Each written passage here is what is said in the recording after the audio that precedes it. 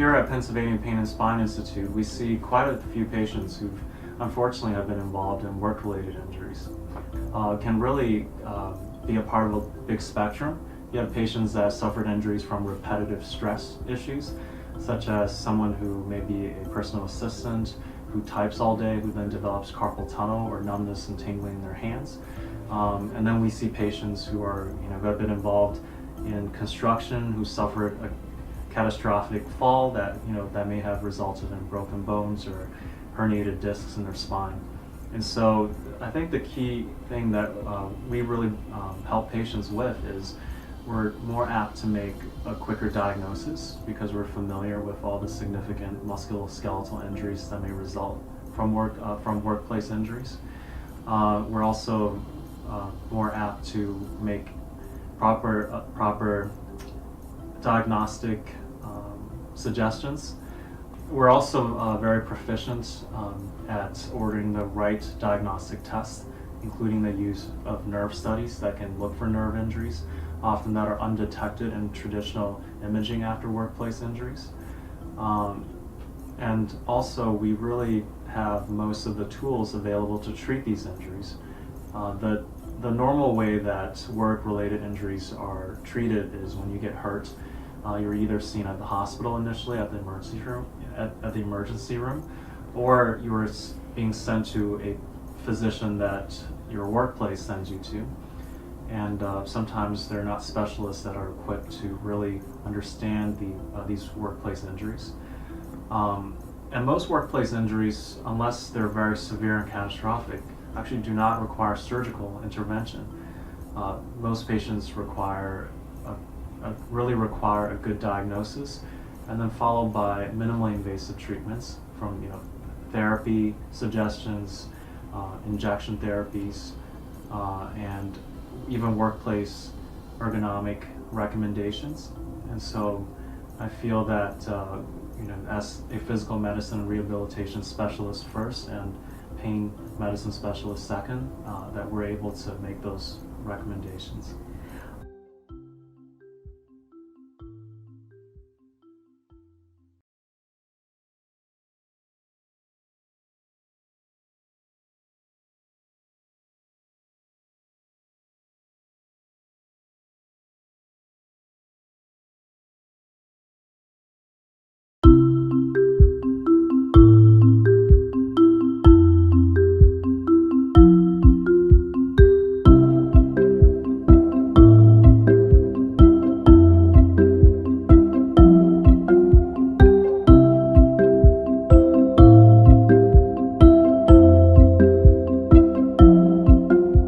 Prior to coming to Dr. Q, I had been to several other doctors. I've had chronic back pain most of my life, but from 2008 on, it was almost unbearable. Finally met Dr. Q at my primary care physician's suggestion in 2014. And then when Dr. Q started to work with me, there were a series of injections, which were phenomenal because prior to that, I had been in a surgical unit laid up for an entire day when my nerves were severed, but nothing seemed to help. My nerves were actually burnt and severed, and it worked for maybe 2 or 3 hours, and then my chronic pain came back. Dr. Q started a series of injections with me, which then went 3 months, which was fabulous. I felt incredible. And then after that, they got to be 2 months because my pain was chronic. They got to be every 6 weeks. And then in January, Dr. Q had spoken to me about a mild LSS procedure, but had to be approved for Medicare because I'm a Medicare patient. So finally, when it was approved, I was scheduled for a March procedure. Prior to that procedure, I must honestly and incredibly say I was up. If I got a good night's sleep for 2 hours, I was thrilled because I would have this pain that went all the way down my right leg. Then I would turn over, it would go down my left leg. I thought it was my hips. I thought something was wrong with my hips. But after the procedure, that night I came home. It was my first great night's sleep in 5-7 years.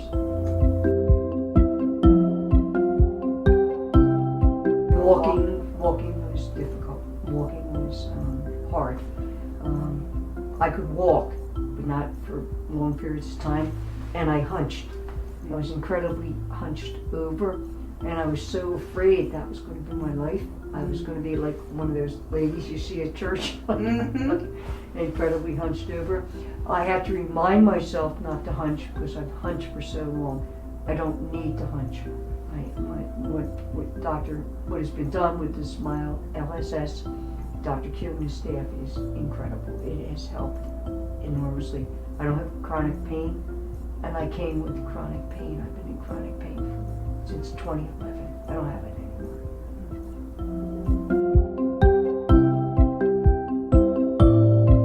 L1 to L5 was totally shot. There were herniated discs, etc. As Dr. Q was treating me, right around January this year, I had a horrific bone spur that had been wrapped around L1 to somewhere in that area.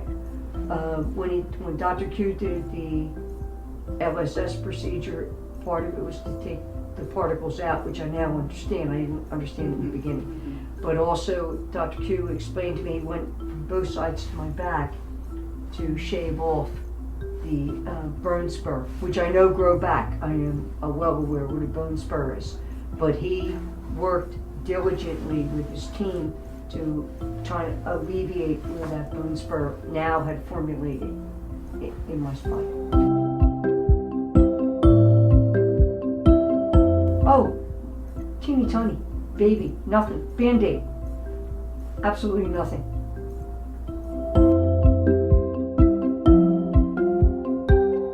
I went home that night from having chronic pain.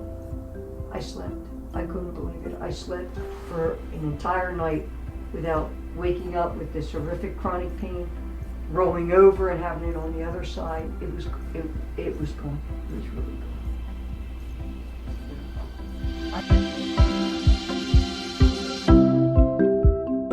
The walking is huge. To be able to walk for a better period of time. Dr. Q suggested after the surgery was done, I should try to walk. So I took myself, the Montgomery Mall is the mall that's closest to here. So I took myself out, had it done on a Friday. I took myself out Saturday morning around 10 o'clock. I walked the entire mall. I walked for an hour without having to sit down, which was huge for me.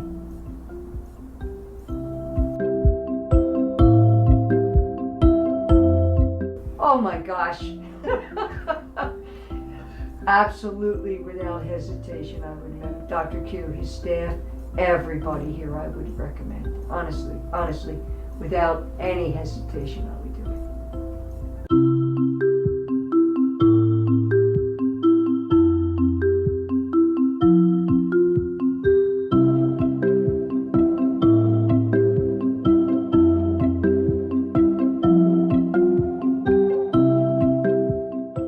We wanted to talk about disc herniation and radiculopathy. So when we look at the spine, this is the entire length of the spine. This is the base of our skull. This is the cervical region, thoracic region, and lumbar region. In between, these are the vertebrae. These are the bones that make our spine what they are. This is our pillar of support in our body. In between our vertebrae are discs. We have them in all the regions of the spine. These are more cartilaginous, rubber-like, fibrous type structures that are pliable and movable, and they help us do all the dynamic motions of movement, forward bending, side bending, rotation. They are what give the spine its mobility. They're great structures. However, bad things can happen to them for a variety of reasons. And that is when we encounter a disc herniation. A disc herniation can occur anywhere along the discs of the cervical, thoracic, or lumbar spine. And typically what a herniation implies is inflammation of the disc. Sometimes we think of a disc in this manner when we look at the spine model. This is an example of a disc herniation that has occurred in the lumbar spine off to the right side of the patient. And this is basically an outcropping or a bulging of the disc. These can be exquisitely painful. Another problem that we encounter with disc herniations is that they can impinge or inhibit the exiting nerve root. And when that occurs, the nerve gets very irritated and inflamed. And that is when we encounter the term radiculopathy. What radiculopathy means essentially is what some people in lay terms refer to as sciatica or a pinched nerve. And when that radiculopathy occurs, it can cause shooting pain that migrates out of the spine, for instance, down an arm, down a shoulder, or down a lower extremity. And that can be exquisitely painful for a patient. Here at the Pennsylvania Pain and Spine Institute, we offer multiple treatment options to help not only with disc herniation, but resulting radiculopathy. Those interventions can include medications, acupuncture, trigger point injections, and injection therapies. We offer a broad variety of options for patients because not all of these herniations are created equal. So that's a little explanation of what a disc herniation is and what a resulting radiculopathy means and how that can occur in the body.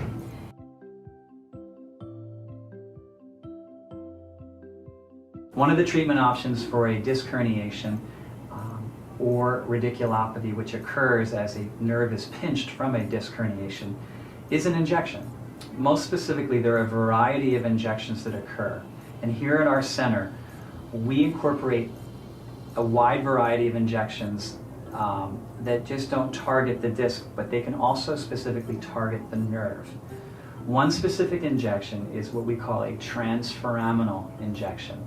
And that is a specific approach that comes in and injects the disc and the nerve from the side. I like to refer to this as a sniper approach or a direct targeted attack to not only the disc but the nerve to help alleviate pain. When we do this procedure, it's done under real-time guided fluoroscopy or 3D guided X-ray imaging. This is imperative that it's done this way because you have to visualize where the disc and the nerve sit. When you're able to do that, you can adequately take a needle down after some numbing to the area of the spine and by a targeted approach, directly inject around the disc and the nerve. When that occurs, you can provide direct targeted anti-inflammatory effect right over the disc and around the nerve, which essentially gives the patient very good pain relief. This is a procedure that's done in our office. It takes about 10 to 15 minutes to complete. It's done with local numbing anesthesia. The patient is able to come into the office and be out of the office within about a 20 to 25 minute interval. There is very little downtime, virtually no downtime after this procedure is done. Very little recovery is involved and the patient is back at their normal activities the next day without any restrictions.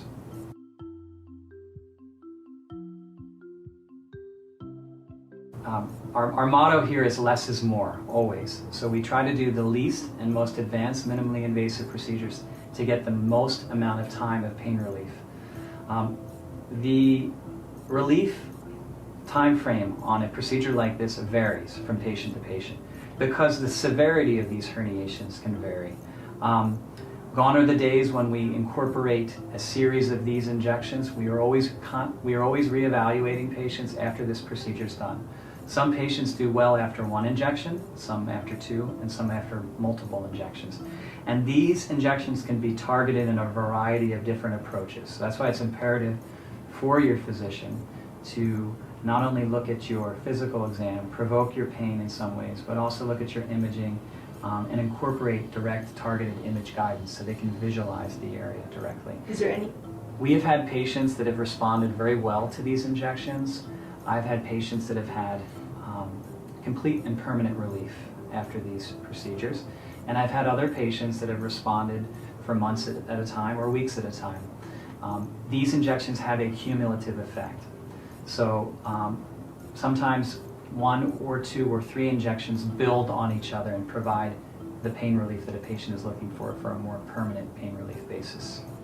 One of the best targeted approaches, when we do these injections, they provide a targeted approach, and by putting anti-inflammatory directly over the disc, it can actually help the disc recede back. So anatomically speaking, this is a procedure that can actually cure the herniated disc so that it doesn't return.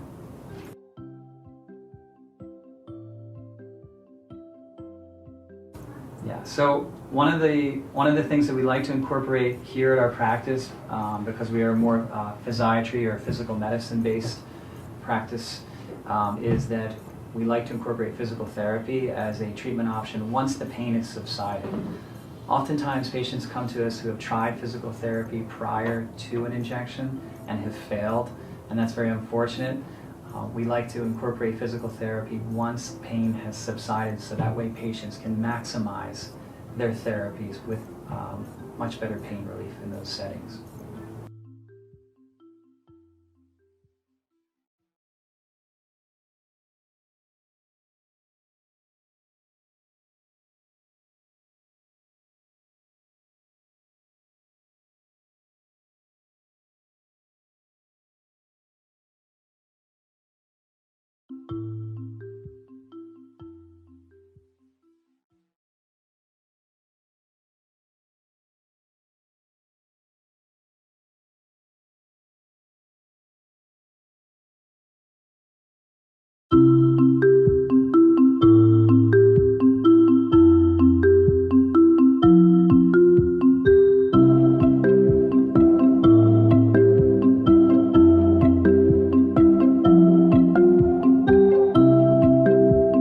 So facet pain is an age-related disease. Everybody's going to get it, but Okay. depending on the person, you might feel it and you might not feel it.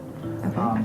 So how it works is this is the lower back of your spine, and it's made from the bone, vertebral bodies up here, and then there's 3 joints in the spine. One where the disc is, and then 2 back here. Okay. With age, you get degeneration in the disc. And the whole idea of the disc is to support the spine and cushion it and provide it flexibility. It's made mostly of water, and over time, like if you leave a cup of water out, it evaporates, right? Same with the disc. Okay? With age, the water leaves the disc and it becomes degenerated. And when it degenerates, it loses its properties of providing flexibility and cushioning for the bones. Uh-huh. If we lose the weight carrying ability in the disc, the weight has to be placed somewhere else, right? So with age, you get more weight being placed in the small joints in the back. And when that happens, it's like stress on muscles, right? If we stress our muscles and exercise, it gets bigger, right? If we put constant stress in the joints back here, with time, over a long period of time, they also get bigger with stress. They kind of adapt. And when that happens, you get facet arthritis, which everybody eventually is going to get, and something we love treating here. After the injection, there's an immediate effect, and you know if it worked or not. And what we like providing is that so what we can do with a few injections is we can provide you with up to 6 months to a year of relief from this type of pain. So when these joints get enlarged with facet arthritis, it can cause a whole bunch of different issues. It can cause pinching of the nerve because the joints are much bigger here, and the bone window where the nerve comes out becomes much smaller, so it gets irritated much easier. The whole idea of managing pain here is about space, right? When we're born, there's a lot of space for the spinal cord, and the whole idea of the bones around it is to protect the spinal cord.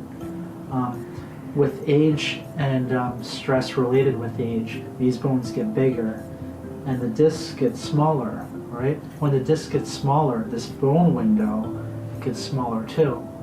And when the joints get bigger from age and arthritis, this window closes sideways. And when that happens, there's just less space and less reserve for the nerve. and it gets easier and easier to get irritated. And that's something we can always take care. We take care of here too. And that something is also sometimes called sciatic pain. So I guess it can lead to something else. So treatments we have for this, previously, how they treated this, if you have really bad arthritis in your back and pain in your back that you can't tolerate, we treated it with surgery, right? When you have bone-on-bone arthritis in your knee, it hurts to move your knee and walk, right? When you have arthritis here, every sort of movement hurts, okay? And previously, to prevent the pain, you would stop that movement. If you stop the movement, you won't feel it, right? They would fuse everything here and then also cut out some of the bone here. And what they noticed was that when they cut certain nerves here, patients had much better relief from the surgery. So the best thing we offer here is the minimally invasive targeted therapy. Instead of actually fusing everything, which is a major surgery and where you have to kind of cut away muscle, we go after the nerves that cause pain in the joints here and block it out with very targeted therapy with needles. You're in and out of the room in 15 minutes or less, and you're probably on the table for less than 5 minutes. Most people that we see don't even realize we've finished with the injection. So these injections can be repeated a few times a year to manage this. It's either considering minimally invasive therapy to keep your quality of life versus going in for surgery where you have 6 months of recovery and you're not sure if the pain is going to be relieved even after the surgery. With this, we do a few test injections and we know right then and there within a few days if this is a procedure for you. And these test injections have little to no side effect at all. So say you're playing golf, right? And you get that little tweak in your back every time you swing. These injections, or you're gardening, or you're riding your bike, or you're just exercising and doing everyday chores, or even vacuuming. Say you get more pain in your lower back when that happens. This injection can actually take away that pain and allow you to enjoy life more.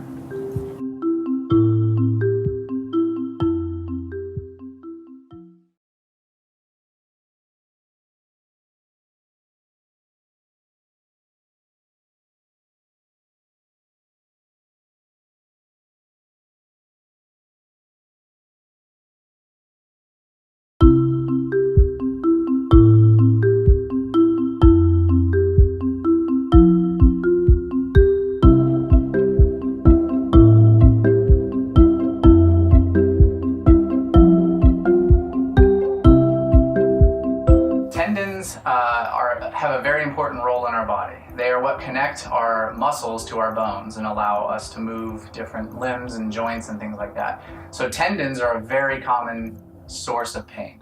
Historically, anytime someone had pain around a tendon, people would assume it was tendinitis, which means inflammation of that tendon. And so they would treat it with anti-inflammatories or steroid injections, and that would help in the short term. What we found over the years, as we learned more about these tendon problems, is that oftentimes it's not inflammatory at all. And we gave a new name to it called tendinosis. It sounds very familiar, but the major difference is that it's not an inflammatory problem. It's actually just chronic repetitive damage to the tendon where the fibers become damaged over time. They can even get partial tears in them, and that leads to pain. So it's a very important distinction though, because if it's not an inflammatory condition, anti-inflammatories aren't going to solve the problem. And so first we need to diagnose that correctly, and then the treatment options we have for that are starting with conservative treatments. It's typically a very specific set of exercises called eccentric exercises that can help this tendon try and regenerate. On the procedure side, we do have a number of injections we can do to help this chronic tendon degeneration. So there are some injections that actually do the opposite of a steroid. They cause an inflammatory response in the tendon, and then that helps with healing. We have platelet-rich plasma injections that we can do in the tendon, where we take your own blood out, we spin it down, and we remove the platelet-rich layer, which is the nutrient-rich layer of your blood, and then we inject that back into the tendon. And what that can do is it helps promote healing and regeneration of that tendon, that's been worn out over time just from so much repetitive use or injury.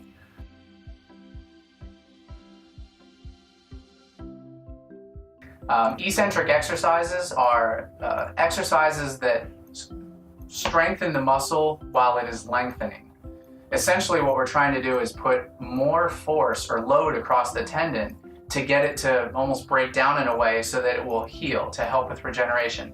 A normal concentric contraction, like of your biceps where you do this, actually puts less force across the tendon than if you load it and then do the exercise in this direction. So now I'm working that as it's lengthening, and that's called an eccentric contraction. So it's one of these things where you need to have a therapist or work with someone that knows how to describe these contractions. Otherwise, you may think you're working the muscle, but it's not going to help you as much as if you do the eccentric contractions.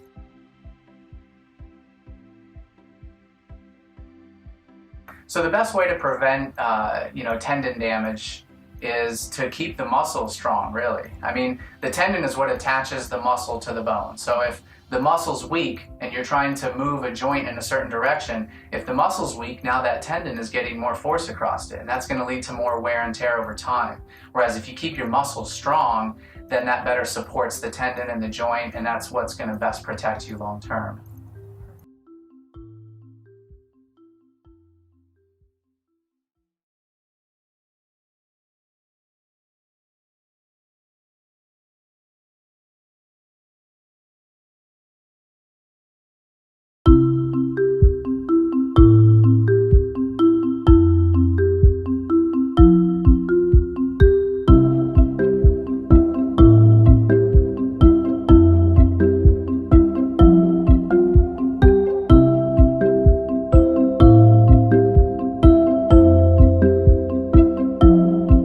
Well, my pain was in my left knee, and I had knee replacement surgery about 8 years ago.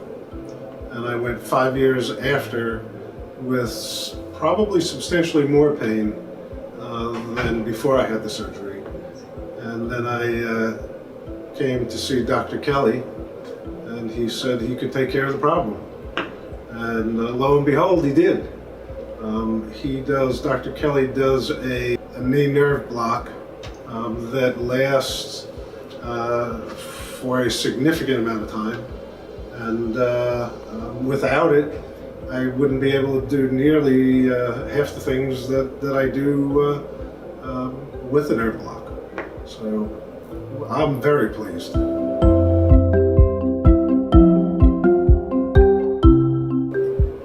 I had seen other doctors, primarily orthopedics, and at least to me it's very interesting because after Dr. Kelly did the procedure a couple of times, I was having some trouble with my other knee, so I went back to my orthopedic, and he was quite surprised at the procedure that Dr. Kelly was doing. It was not something that he had heard of. Oh, that's right. That's and as I understand it, Dr. Kelly actually developed the procedure. Okay. But walking any distance was a problem, and that's primarily it. I mean, my main source of exercising is to walk, and it was not prohibitive, but I was certainly in pain when I was walking. So the block allows me to do all the walking that I need to do. Pain was definitely interrupting my sleep, definitely, because if I slept if I slept the wrong way, the pain would wake me, and since I have the blocks, it's not a problem at all. I'm able to sleep all night, and seldomly do I have pain in my knee.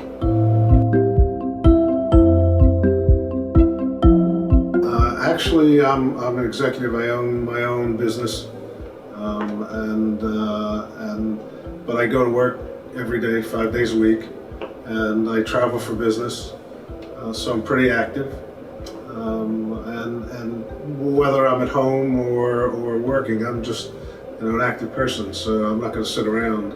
And before the procedures that Dr. Kelly is doing, I was unable to do pretty much any of those things. It slowed me down considerably.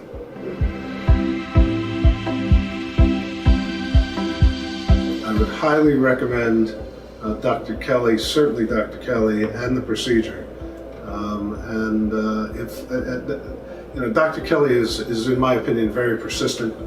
He's going to stick with his patient, make sure that we take it to a conclusion. And I think that's what he's done here, certainly with my knee. I would not be able to do the things that I do if not for Dr. Kelly.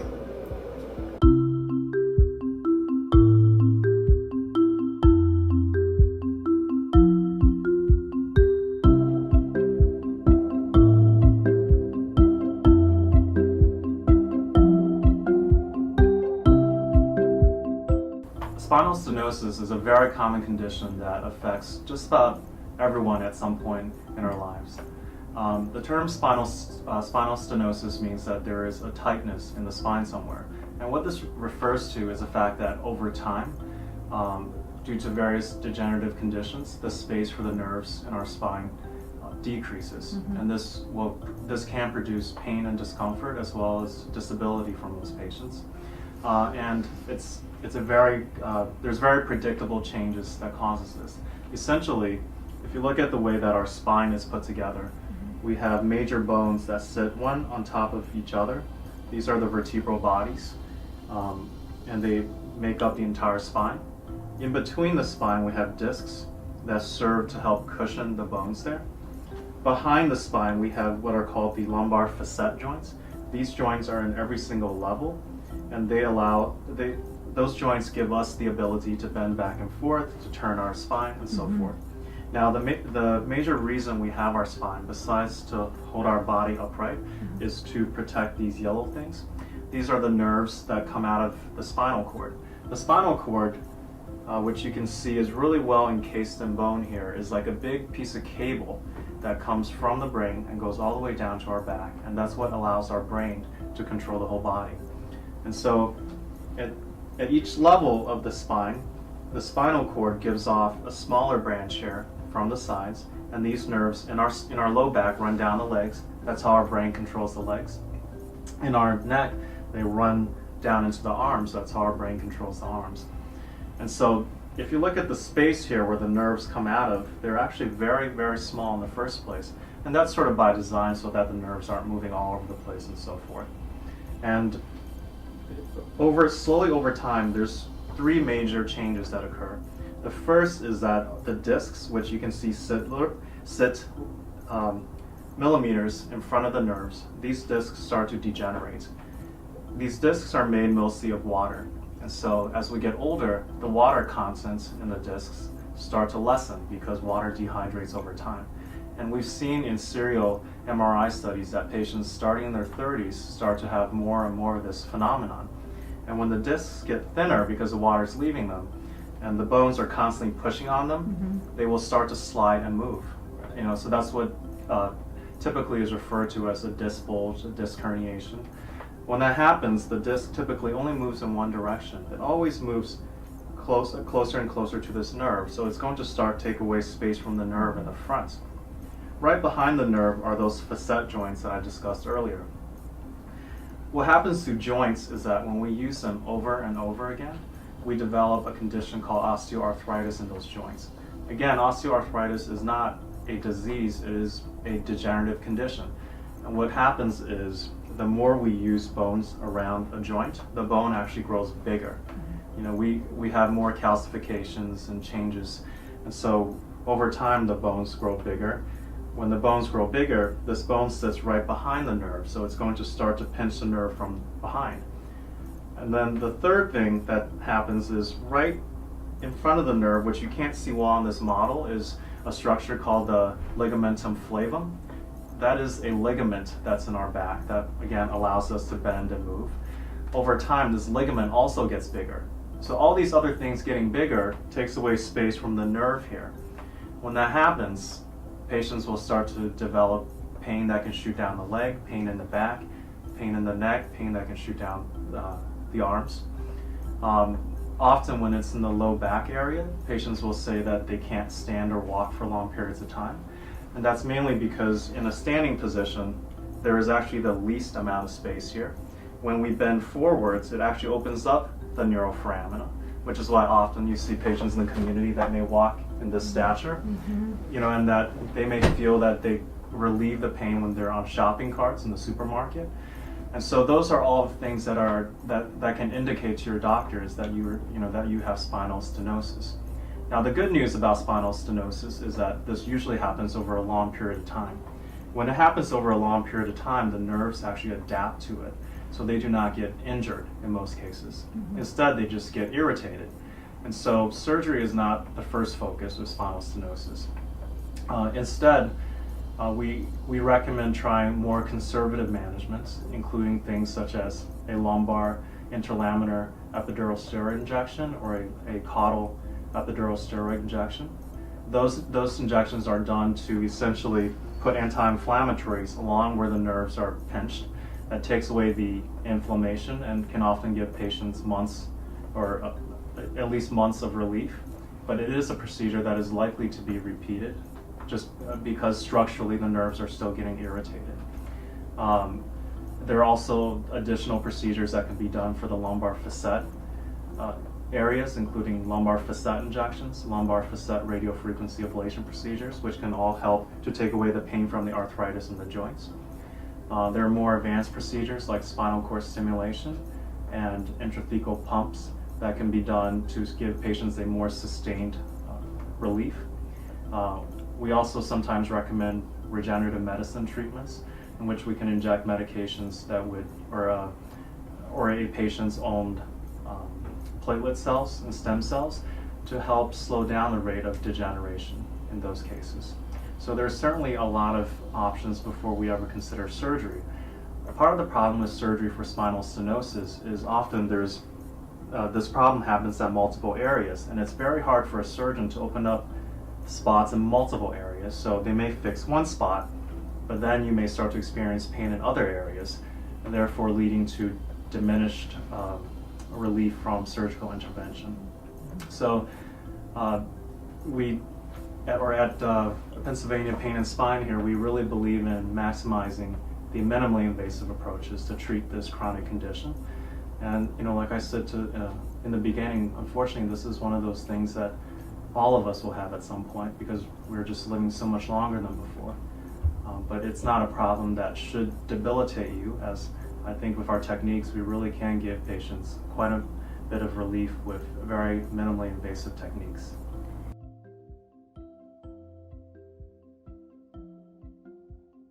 There are things that can slow down the degenerative process. As we age, if we're able to take a lot of the load off the bones and discs and joints, that certainly will slow down the rate of deterioration. So that's when things like physical therapy, strengthening, regenerative therapies can help. They all can modify the disease progress. Strength or improvements in a patient's core strength or muscles that take the load off of the spine can slow down the rate of degeneration.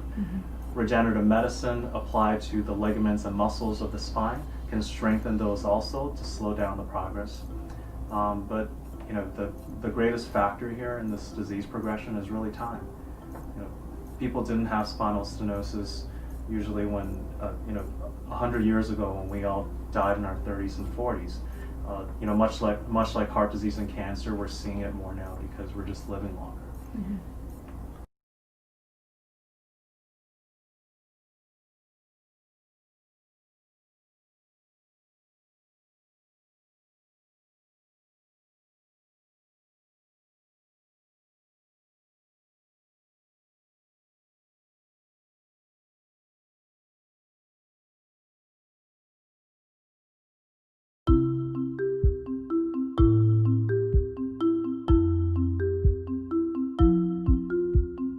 A friend of mine recommended you, and I came and saw you, and since I've been here, you've done miracles. I mean, truly speaking. Good. It's been great. I just feel 100% better than I did before. This morning, I didn't even think of my pain.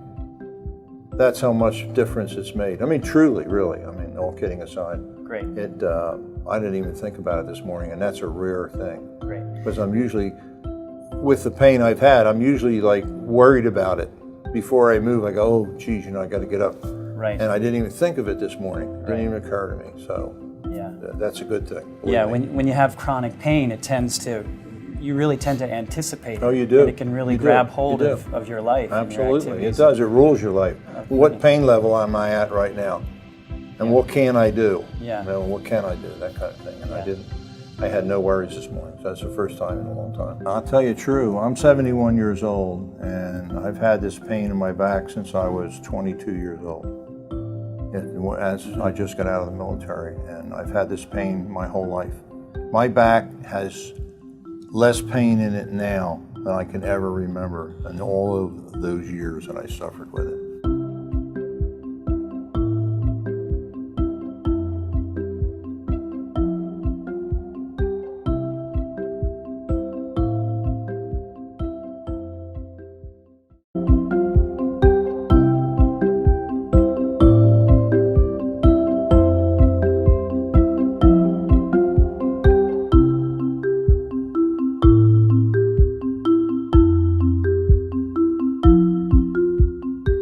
So arthritis is an age-related disease, right?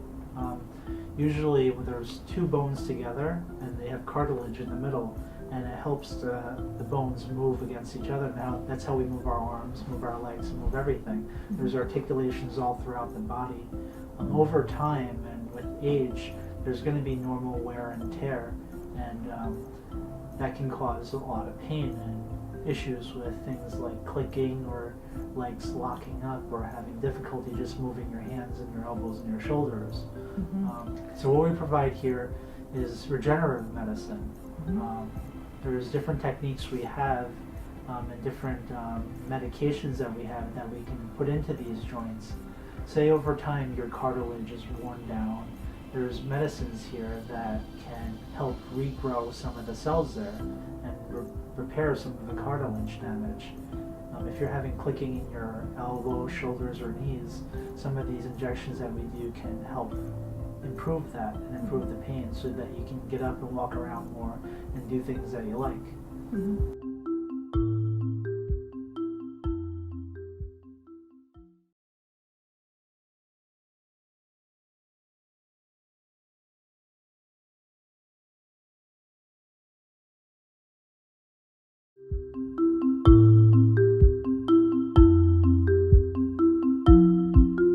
The spinal cord stimulator device has been around for a fairly long period of time in terms of its technology.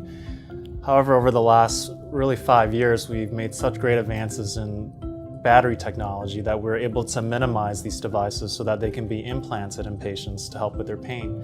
It's typically done to block pain because, as you know, most of us, unfortunately, at some point in our life will experience chronic back pain or neck pain. When patients have had surgery, such as PJ's case, and she's had some significant low back surgeries with a fair amount of hardware in there, and she was still having fairly debilitating pain.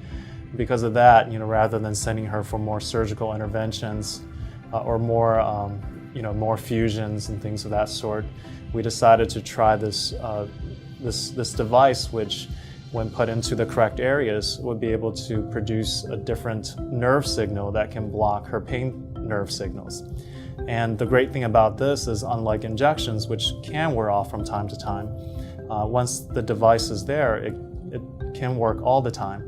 And it's gotten to the point where we can do very elaborate programming, where patients would have different programs for different activities, different programs for different times of the day, so that if she's walking, she may activate a different set of stimulator parameters that can help more with her leg pain.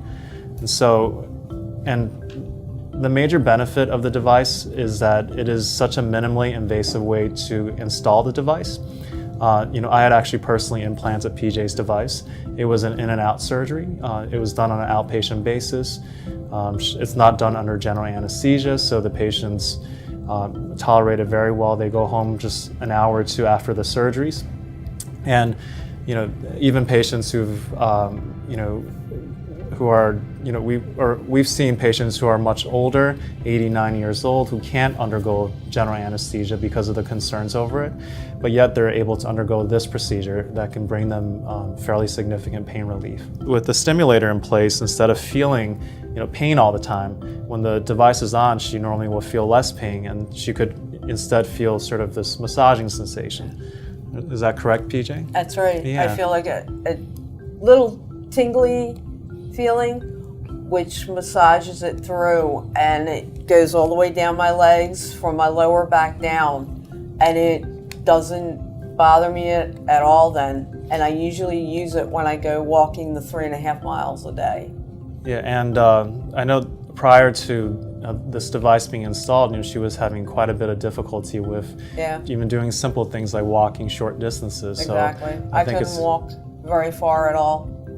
And I think the other major advantage of this, a treatment like this versus conventional surgery is that often when we have surgery, there's no trial of the surgery, right? We have surgery and then we pray to God that it turns out well. Whereas with this, with something like this, she actually underwent what's called a 1-week trial of the device, where there were no surgeries done. All we did was we took a very thin needle that went into the back, just like we typically would do with a back injection, but instead of putting medication through the needle, I had actually put the small cable through the needle into her back, and she went home with this for a week to try the device out, and then at the end of the week she gets to tell me, yes, this worked well for me, I like to move forward with the permanent device. That way we'll know that her outcome is going to be favorable, as opposed to surgery where it's fairly uncertain whether surgery can help pain or not. So I think that's the chief advantage of performing this procedure over that. And I think in PJ's case, she's done very well since then. Between, something like this and some of the other minimally invasive advanced procedures that we perform here, she tells me she's been able to lose a fair amount of weight, right? Over 100 pounds. Yeah. So, and again, our hopes in pain management is always to manage patients' pains, because unfortunately at some point in our life we may all deal with pain, but we want to do it with less invasive things so that we can improve her functional outcome, her ability to exercise and do all the things that she enjoys, without major surgeries. One of the things I always discuss with patients is when we look at managing pain properly, it's really not just, we don't rely on one thing. We rely on using multiple things.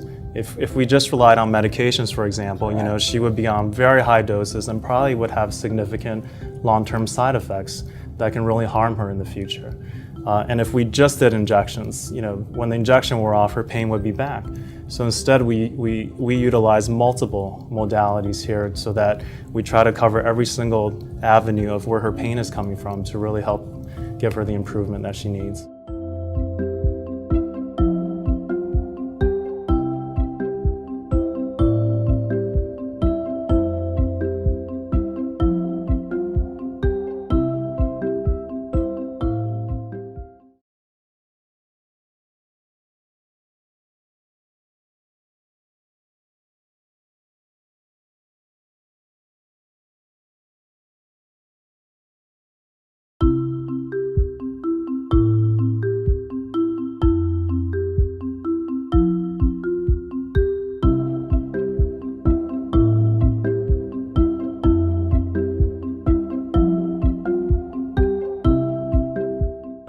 So there are a variety of conditions that can cause headaches in patients, and it's very important for a physician who's well trained in the art and skill of diagnosis to determine what is causing a headache, because there are so many different varying types of headaches and so many different causes of headaches. And it's important for the patient to really engage with the physician in determining the quality and the quantity of those type of headaches.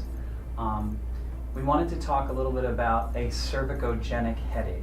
And what that is this is a spine model, and this is the base of the skull back here. So this is the back portion of your head, almost in this orientation as if you're looking at me.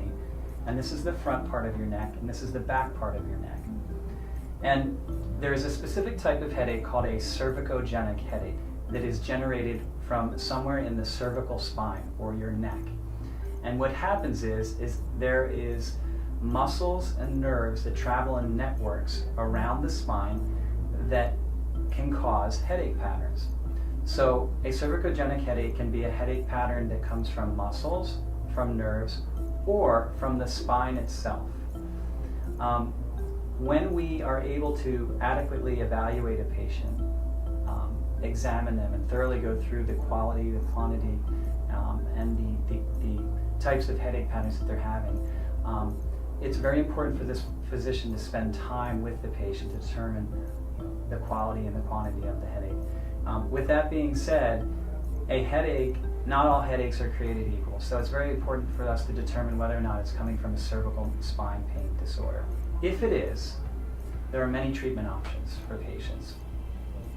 Some of those treatment options include looking at the muscular cause of a cervical headache pattern. And there are a variety of options, including trigger point injection therapies, acupuncture, massage or hands-on or osteopathic manipulation therapy, and Botox therapy.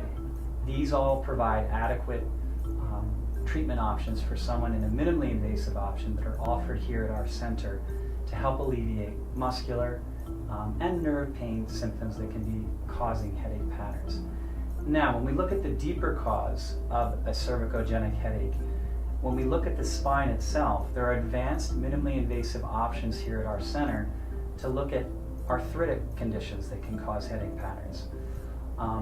And so those treatment options are offered in a minimally invasive interventional type format here based in our office.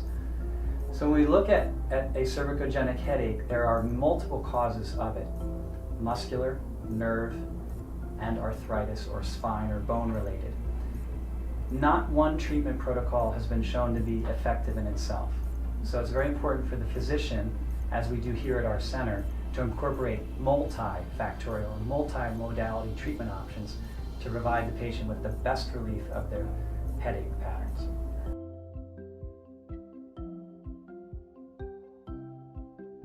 So we are a society or a culture that performs a lot of activities in a very forward, or what we call anterior posture. And this is a posture that we all use when we're, for instance, sitting at a desk, driving, texting. And so what happens is that our neck position is driven very forward in nature. And that is a position that's abnormal for the spine.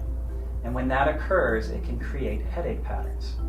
So it's very important for us to determine if posture in and of itself is contributing to headache patterns. And that is something that is recognized here and something that is treated here.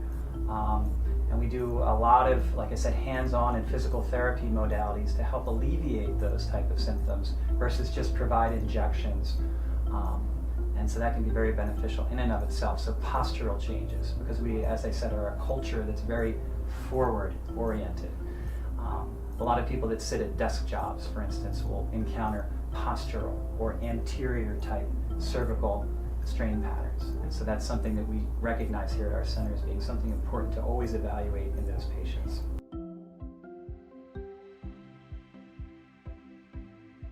So these type of headache patterns can cause pain that emanates from the back of the neck and wraps over and can sit behind the eyes. It can start and emanate from the back of the neck and wrap over ears. It can even emanate from the back of the neck and radiate down the arms and into the muscular structures of the shoulder. Again, very important for the physician to thoroughly evaluate the patient and determine what is the pain generator causing the headache patterns.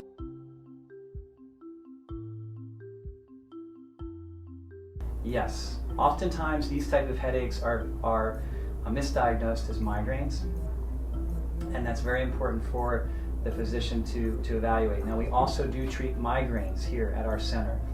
We're probably one of the top centers in the area that sees and intervenes on migraine type headache patterns. And there are a variety of treatment options offered here, all of which I've mentioned, including manual or hands-on therapy, acupuncture, trigger point therapy, and Botox, and postural therapies that we work on with patients to help correct their forward postures.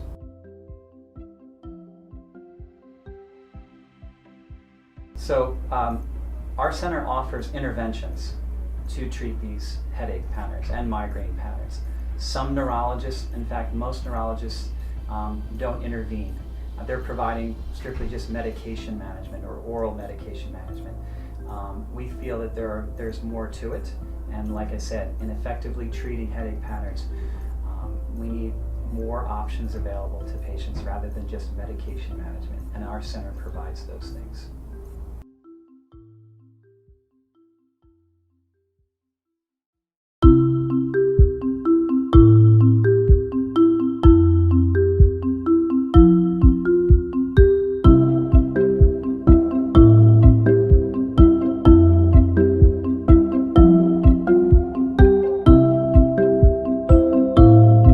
So the sacroiliac joint is two small joints that you have in your body on the right and left side at the bottom of your spine, between this triangular shaped bone called the sacrum and your pelvis.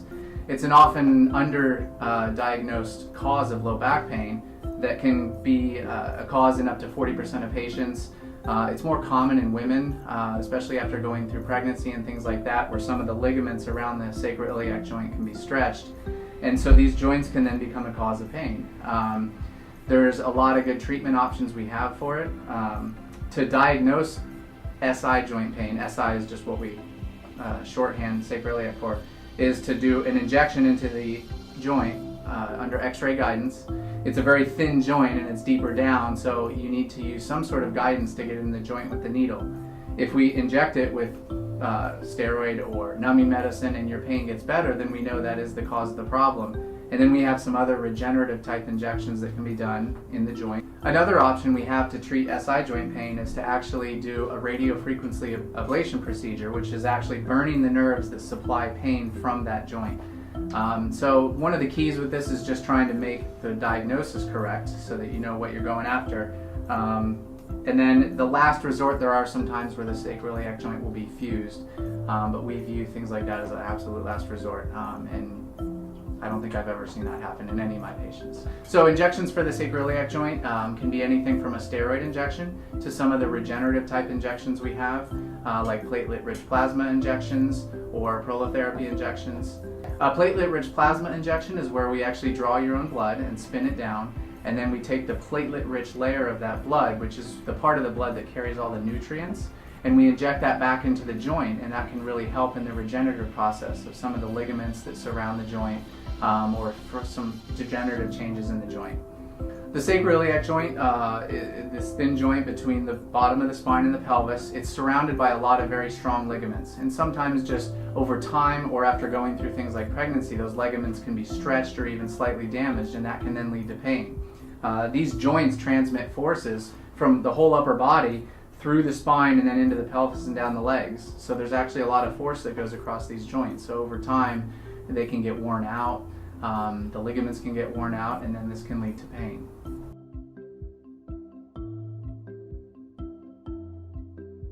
The injections can do very well to decrease pain. Oftentimes that in conjunction with some physical therapy type maneuvers or chiropractic treatments, just to make sure that your pelvis is aligning properly, that there's not any imbalances in muscular strength or flexibility from side to side, and people do very well with this.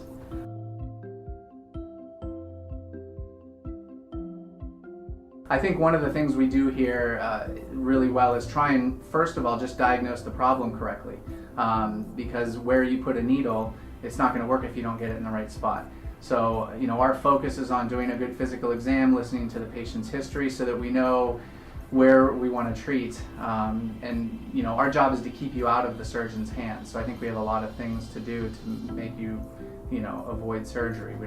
A lot of times if you go straight to a surgeon, they're looking at things from a very, focused perspective. They want to see, is there something surgical? And oftentimes that's a last resort, and people may not realize that there's a lot of things we can do before it ever gets to that point.